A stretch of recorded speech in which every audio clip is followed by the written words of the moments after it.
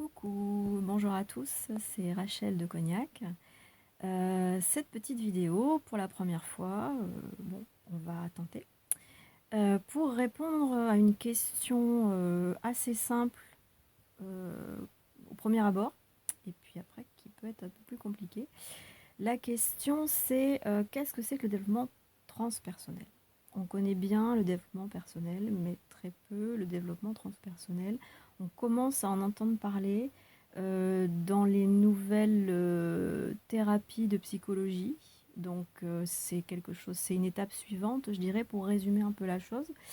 Voilà. Mais le développement transpersonnel, bon, j'ai un petit peu noté quelques points clés pour vous donner des éléments très concrets et si possible qui vont vous servir de manière efficace si vous arrivez à les structurer en vous-même, parce que moi je vais vous le donner d'une manière, après il faut vous les réapproprier et les restructurer pour vous-même, parce que chacun a sa propre vérité, même si des basiques peuvent être universels, euh, après ça devient particulier et c'est propre à chacun. Voilà.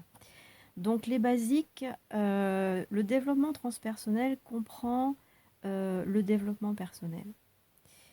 Euh, Ça en fait partie. Le développement personnel fait partie du développement transpersonnel. Mais va au-delà. Voilà. On va au-delà quand on fait du transpersonnel. Tout d'abord, dans les démarches évolutives-involutives, alors évolution et involution, ce sont des sens de marche mentale. Dans nos sociétés actuelles, nos civilisations actuelles, on fait des processus d'évolution. On fait très peu de processus d'involution, malheureusement. Mais bon, le transpersonnel nous amène aussi à l'involution et ensuite à réévoluer. C'est-à-dire que d'abord, on commence par évoluer. L'évolution nous amène dans les problématiques de la peur, de la souffrance. Donc ça nous permet d'évoluer. La peur, la souffrance nous confrontent et nous permettent d'évoluer. Ensuite, quand on a des prises de conscience, quand on décide que c'est assez de souffrir, on a des prises de conscience. Bon, déjà à ce stade-là, je vais vous donner une clé, qui est une clé d'action efficace, qui se trouve dans toutes les thérapies, quelles qu'elles soient. On vous donnera cette clé-là sous d'autres formes peut-être, mais elle sera toujours à peu près égale à ça. C'est une clé en 3 points, je dirais même en 2, et le 3 se fait tout seul. Donc c'est pas très difficile. Alors cette clé d'action efficace, ça s'appelle donc en un la prise de conscience. Et c'est valable pour tous les domaines de la vie, ça s'applique partout. Elle va partout cette clé, c'est un passe-partout. Voilà. Donc un la prise de conscience. 2 l'observation. Observation, rien d'autre. Ça veut dire pas de jugement, c'est bien, c'est mal, non, on observe ce qui est, c'est tout. Et le 3 c'est la transformation. C'est-à-dire que ben là, vous n'avez rien à faire. Vous avez juste le 1 et le 2 à faire, c'est-à-dire prendre conscience et observer. Voilà, prendre conscience, observer, et c'est tout. Et le reste se fait tout seul. Bon, évidemment, c'est plus facile à dire qu'à faire, je comprends bien, mais pourtant c'est comme ça que ça fonctionne et que ça marche. Voilà. Donc cette petite clé-là, en 2 points à effectuer. D'ailleurs, dans l'observation, il n'y a pas grand-chose à faire non plus, hein. Il y a plus de travail dans la prise de conscience, évidemment. Alors, dans les thérapies évolutives, puisque pour le moment on connaît surtout les thérapies évolutives, vous avez les psychothérapies qu'on connaît avec la psychologie classique. Vous avez aussi toutes les thérapies diverses et variées qu'on peut connaître, la PNL, les thérapies cognitives, comportementales, enfin bon, tout ce qui peut exister, hein. Enfin, il y en a à foison, vous trouverez votre bonheur dans les thérapies diverses, pas de problème. Après, vous avez la psychanalyse. La psychanalyse, on va déjà un petit peu plus loin. Déjà, sur les psychothérapies et les thérapies en général, on travaille sur les peurs et sur les blessures. Voilà. On travaille sur la personnalité, donc on travaille beaucoup sur le moi, essentiellement.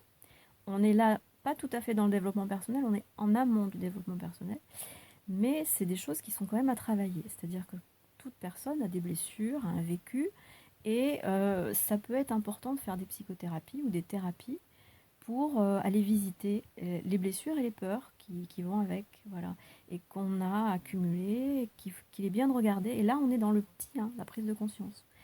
Le petit 1 et le petit 2, la prise de conscience, se font dans toutes les thérapies, hein, quelles qu'elles soient, et dans toutes les démarches évolutives et ensuite involutives. C'est notre petit passe-partout. Donc ensuite, on disait donc la psychothérapie, on travaille sur les blessures du vécu et sur les peurs. Ensuite, dans les thérapies aussi.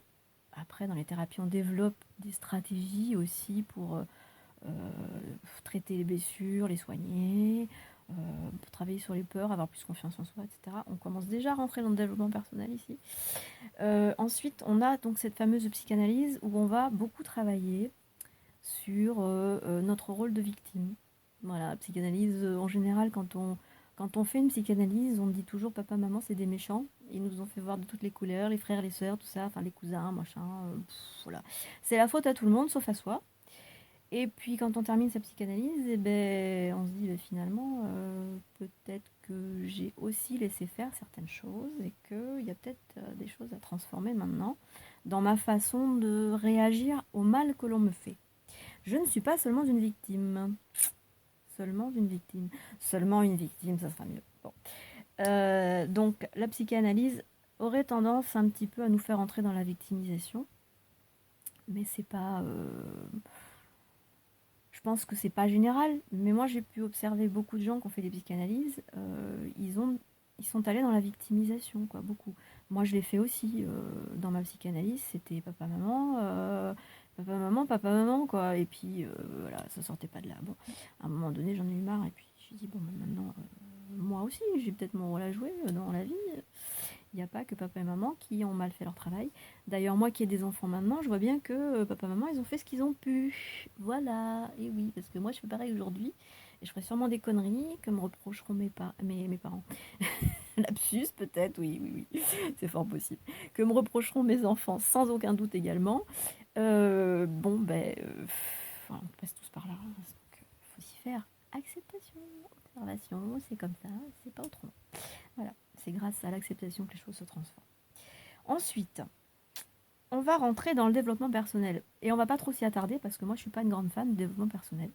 J'ai eu une formation en coach développement personnel, mais c'était pas beaucoup plus que les cours de psycho à la fac.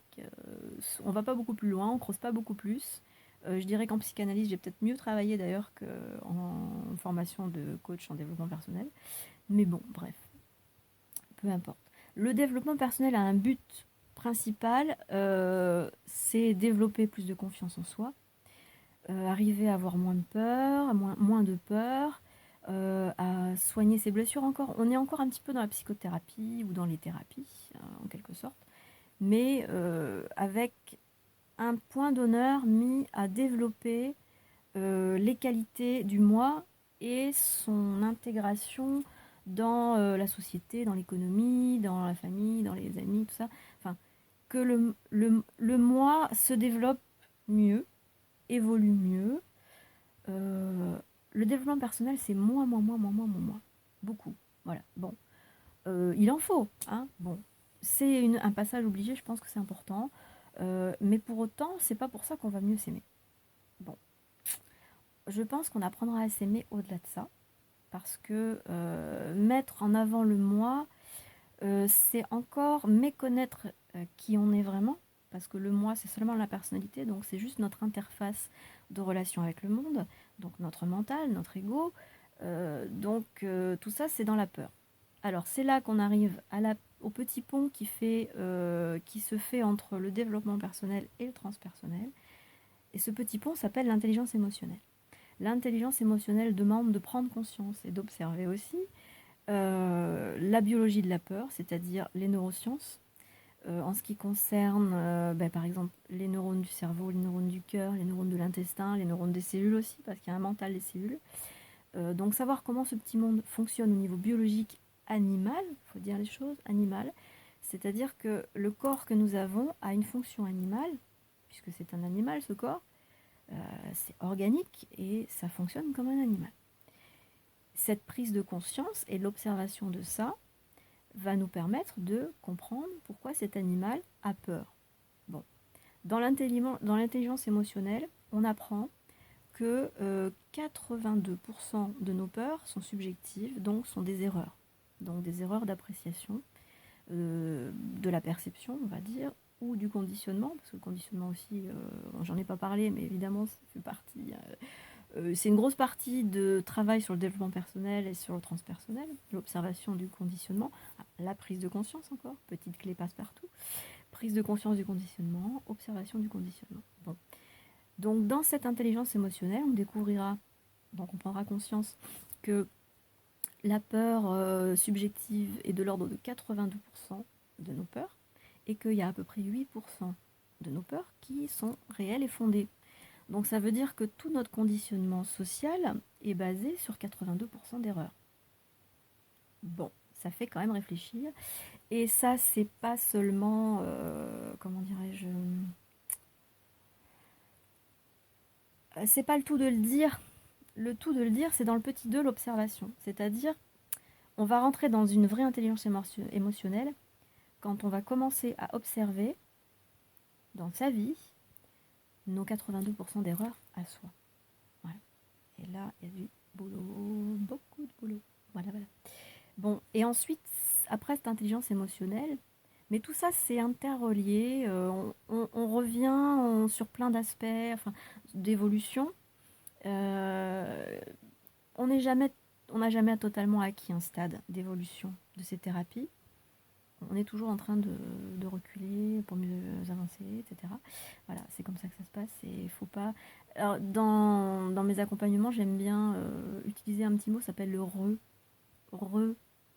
Alors heureux aussi, c'est bien aussi, comme dit Roger Rabbit, hein, je suis heureux.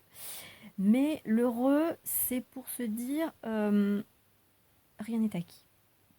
Et en fait, c'est pas une punition, c'est pas une défaite, c'est pas un échec. Hein. C'est juste que on est toujours en train d'apprendre et qu'à chaque fois qu'on a une nouvelle épreuve, eh bien cette nouvelle épreuve nous permet de franchir un palier supplémentaire. Mais pour franchir ce palier supplémentaire, il faut revoir les différentes étapes déjà franchies, les remettre en question, les observer, etc. Et puis les faire basculer vers quelque chose de plus complet, voilà, de mieux compris. On comprend mieux à chaque fois. On a toujours l'impression qu'on revoit les mêmes choses, mais en fait, c'est qu'à chaque fois, on les comprend mieux, plus profondément, plus en détail, et on les intègre davantage à soi, enfin, au moi plutôt, pas à soi. Mais bon, quand on dit à soi, c'est au moi, en fait. Voilà. Et donc, on va rentrer après l'intelligence émotionnelle dans ce qui s'appelle vraiment la translation, c'est-à-dire dans le transpersonnel. Bon, je suis désolée, j'ai pas allumé la lumière. Même moi, j'ai du mal à me voir. Mais bon, c'est pas très important. Le plus important, c'est vraiment ce qui est dit. Donc, toutes ces étapes sont cruciales si on veut vraiment comprendre ce qu'on a. Comment dire? C'est pas qu'on a à se transformer, c'est pas qu'on a à progresser. En gros, il y a peut-être un truc que j'ai oublié de dire, que tout ça, ça s'appelle la déconstruction des limitations. C'est-à-dire qu'on a à déconstruire tous ces 82% d'erreurs. Et que quand on a enlevé les 82% d'erreurs, bon, avant qu'on y arrive, évidemment, hein, moi j'ai pas la prétention d'y être arrivé du tout. C'est pas parce que je vous l'explique que c'est résolu. Hein. Je suis toujours en travail. Donc c'est dureux, toujours dureux. Et ça, faut l'accepter. Bon, donc cette déconstruction de limitations, parce que ces limitations, c'est toutes ces peurs, ces 82% de peurs qu'on a rentrées dans notre disque dur par notre conditionnement social, familial et compagnie. Voilà, bon, c'est un fait. Mais ça veut dire qu'il faut aller à la pêche aux erreurs, en fait. Et donc, c'est pas tant qu'on a à progresser, c'est surtout qu'on a à involuer. Voilà. Et c'est là qu'on rentre dans le transpersonnel et dans l'involution. Parce que l'évolution nous a poussé à développer des stratégies pour la survie et l'intégration sociale de manière à ce que l'animal que nous sommes puisse être en sécurité dans un groupe social. En gros, c'est ça, voilà. Donc tout ça, ça s'est construit par l'éducation, par tout ce qui nous est arrivé, tout ce qu'on a vécu. Et ça s'est fait naturellement. Et donc, c'était notre évolution. Notre involution consiste à non pas à défaire tout, mais à se servir de ce qui est utile et à mettre de côté ce qui ne l'est pas. Voilà. Donc ça demande un gros travail de tri, de ménage dans ce que l'on croit être vrai et découvrir ce qui ne l'est pas. Voilà. Donc on va rentrer dans une nouvelle je dirais, étude des étapes que nous allons franchir, qui sont au nombre de 7 également. Tout comme il y avait 7, je dirais, 7 démarches évolutives et involutives. Donc on en était à la translation personnelle. Ça, c'était la 6e étape, hein, des démarches évolutives, involutives. Déjà, dans la translation personnelle, on est dans l'involution. Parce qu'on commence à rentrer en contact avec qui on est vraiment, parce qu'on a déjà pas mal déconstruit ce qu'on n'est pas vraiment.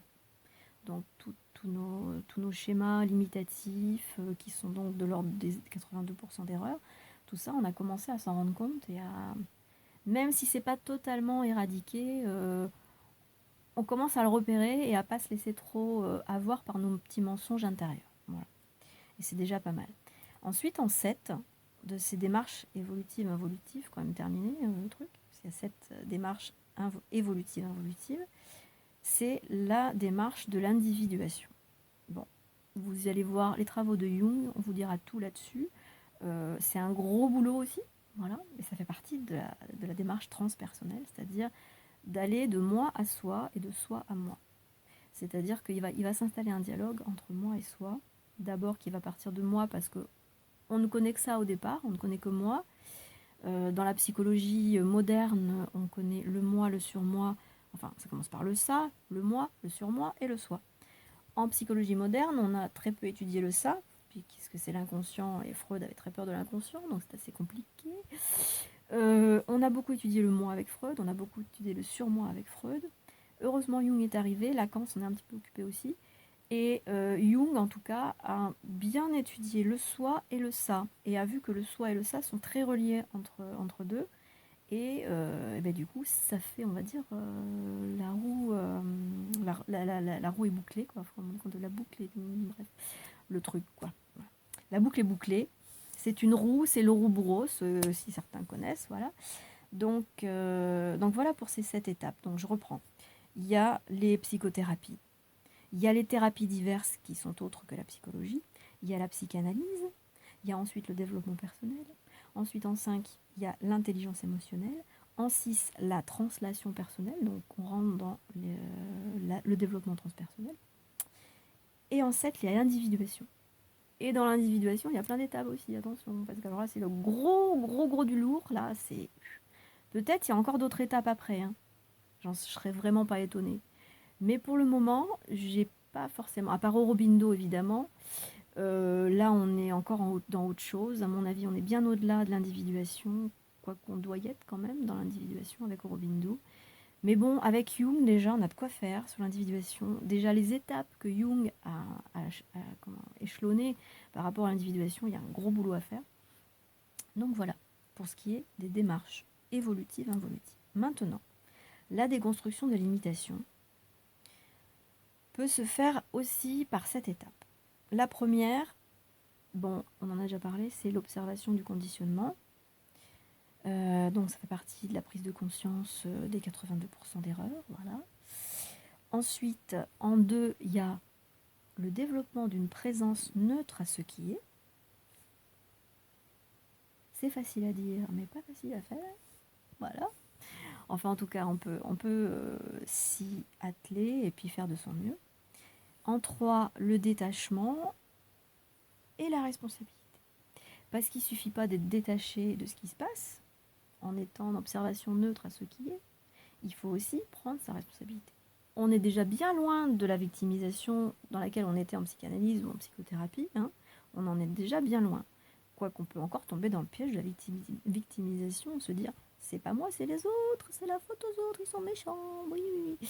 Mais bon, on ne doit plus être là-dedans. À ce stade-là, on a quand même fait pas mal de progrès à ce niveau-là. Donc, détachement, responsabilité, étape 3.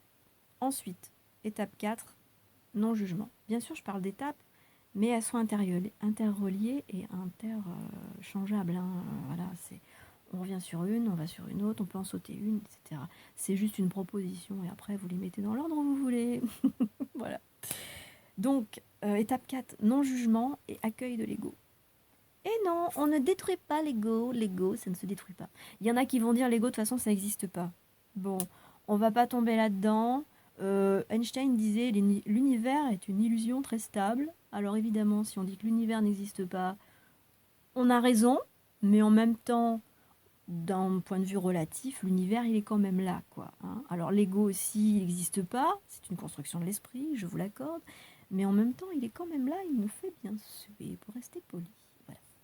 Bon, donc, même si l'ego n'existe pas, il nous en fait voir, donc on va quand même faire un petit peu comme s'il existait, et on va l'accueillir, et on va lui dire, tu sais, je ne veux pas te détruire, petit ego. Parce qu'il y a beaucoup, beaucoup de thérapies qui vous disent, mais l'ego, on le détruit, on l'éradique, on le met à plat, il n'existe plus, etc. Bon, si on veut croire au Père Noël à ce stade-là, on peut aussi, mais bon. Jung disait ce à quoi on s'oppose persiste et s'accentue. Donc si on se met en tête de détruire l'ego, je pense qu'on peut s'attendre à ce qu'il revienne encore plus fort. Bon, c'est juste dit comme ça en passant, vous en faites ce que vous voulez. Voilà.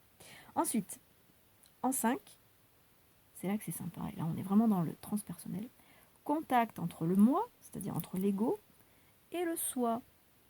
C'est-à-dire que l'ego, il fait l'effort de se dire, il y a un problème, je ne dois pas faire ce qu'il faut, je ne suis pas à ma place, ou il y a un truc qui cloche, donc il se remet en cause, l'ego quand même, parce qu'il n'est pas que orgueilleux, il est aussi quelquefois pragmatique.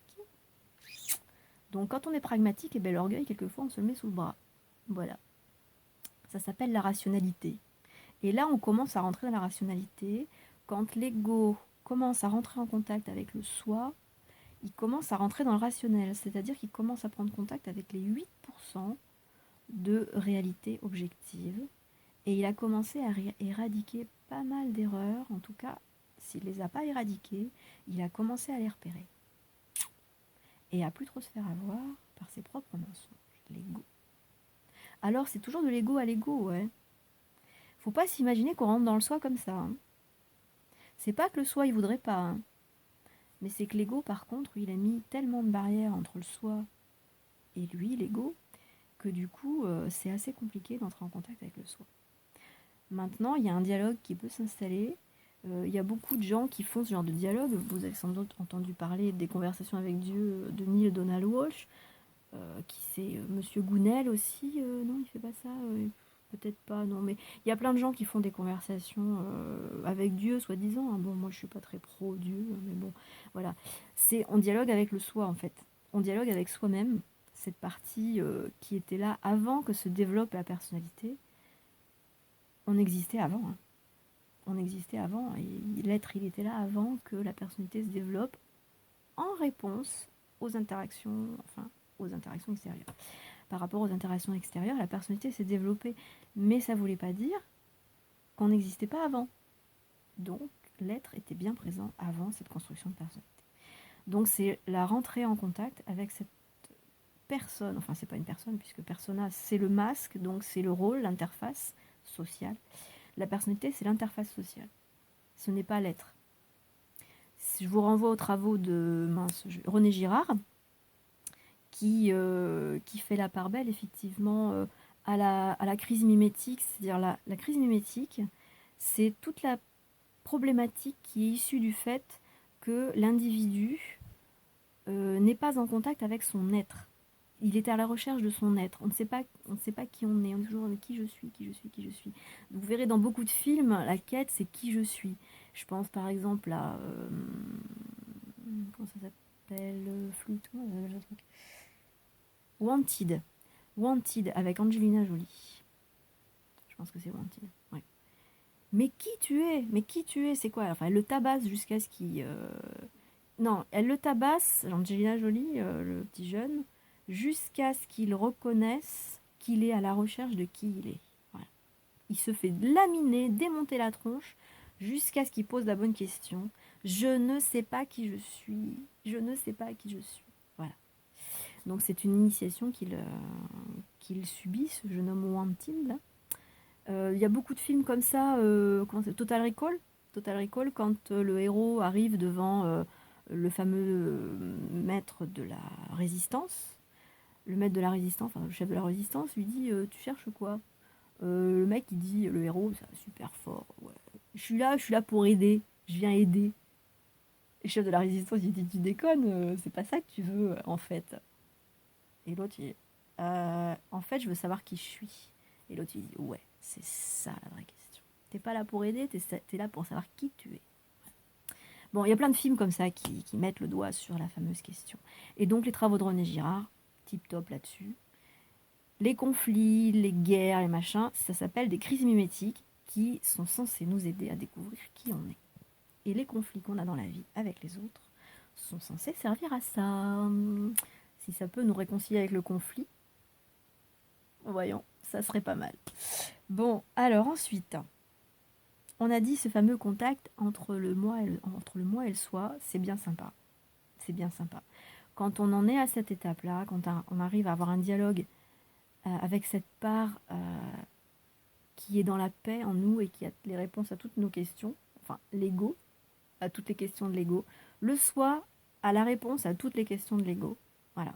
Si vous avez le déclic, tant que vous êtes identifié à la personnalité, vous dites moi, j'ai une question. Ben, vous la posez au soi, le soi il vous répondra. Mais si vous les essayez, si vous n'essayez pas, vous n'y arriverez pas, évidemment. Moi, c'est tout ce que j'ai à dire. Voilà. Si vous n'essayez pas, évidemment, qui ne tente rien, hein, voilà. Maintenant, si vous essayez, posez une question à votre soi. Il pourrait bien que vous soyez surpris d'avoir une réponse. Et une réponse qui vous surprenne également. Alors attention, le soi n'est pas condescendant, le soi ne vous dira pas ce que vous avez envie d'entendre, vous risquez de vous en prendre plein la tronche, mais c'est jamais méchant, c'est toujours dit avec humour et avec beaucoup d'amour aussi. Le soi est farci d'humour et farci d'amour. Donc vous pouvez y aller, il va pas vous bouffer. Bref. Donc après l'étape 7, c'est l'unification entre le moi et le soi. C'est-à-dire que le moi finit par comprendre qu'en fait, c'est pas lui, l'être véritable, que c'est le soi, l'être véritable. Et alors là, il y a plein de choses qui se passent. C'est l'étape sublime de la réunification intérieure. Voilà. Et c'est cette étape-là où on trouve la sérénité. Parce que le soi étant dans la paix, dans l'amour et dans la joie, eh bien, le moi, quand il commence à s'unir au soi, eh ben, cette interface de relation avec les autres est aussi dans l'amour, dans la paix et dans la joie. Puisque les deux commencent à ne faire qu'un. Et puis, on pourrait encore dire là-dessus, mais je vais m'arrêter là, parce que je m'étais fixé une petite demi-heure, et puis je vois que j'arrive à 27 minutes, c'est pas mal. Je suis presque dans les temps, j'ai réussi à développer le petit sujet par rapport à la question qu'on m'avait posée. Qu'est-ce que le développement transpersonnel? La grande question. J'espère que ça aura répondu. Bon, c'était un petit peu fourni, il y avait beaucoup d'informations. Vous n'avez qu'à regarder la vidéo, vous prendre des petites notes perso pour vous. Ensuite, vous remettez ça à votre sauce, avec vos propres termes, dans l'ordre qui vous convient. Et puis vous faites ça si ça vous dit. Si ça vous dit pas, c'est pareil.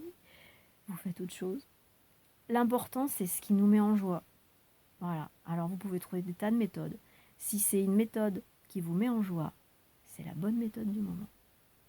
Bye bye. Ciao.